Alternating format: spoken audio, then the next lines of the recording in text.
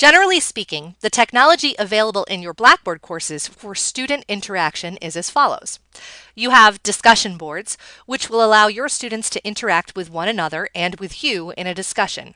You have blogs, which are ideal for when students need to present a lot of information that they author themselves or in small groups, but don't necessarily need in-depth feedback from their classmates, such as with presentations or papers that you want the other students in the class to be able to see. You have journals, which allow students to collate their thoughts into a single space that they share typically privately with the instructor. And lastly, you have Blackboard Wikis.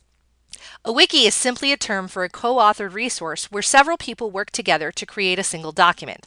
While Blackboard does offer an opportunity for wikis, we generally suggest that faculty use Google Drive, formerly known as Google Docs, for any collaborative writing, as students tend to report that this software is easier to use. A quick discussion with an instructional designer can help you select which of these Blackboard tools is best for the interaction goals you have in your distance course. Now let's look at Google Apps for Education. As a member of the University of Maine system, you have a Google Apps for Education account. In fact, every one of your students also has access to a Google Apps for Education account. Google Apps for Education offers a suite of tools that is not available to the general public, at least not at the same scale.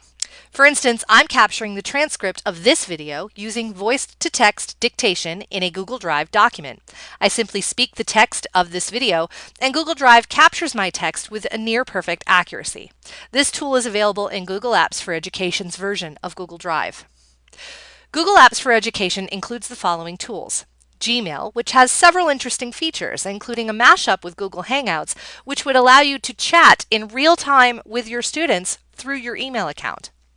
You also have Google+, which is the social network powered by Google. In Google+, you have Google+ communities, which are private spaces or public spaces where you and your students can interact, as well as use Google Hangouts, which allows you and others to text chat or video conference from their desktops. In other words, you sit at a computer and all of your students sit at their own computers and join you in real time in a video conference.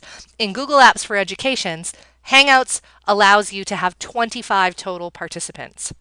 In addition to Gmail, Google Hangouts, and Google+, you also have a dynamic calendar in Google that you can use to share the due dates that are important for your course, or set up appointment slots that allow you to schedule one-on-one meetings with your students.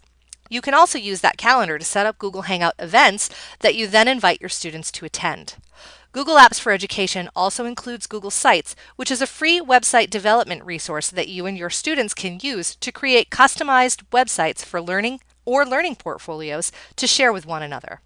A quick discussion with an instructional designer can help you identify which, if any, of these tools would be most effective in delivering your course content.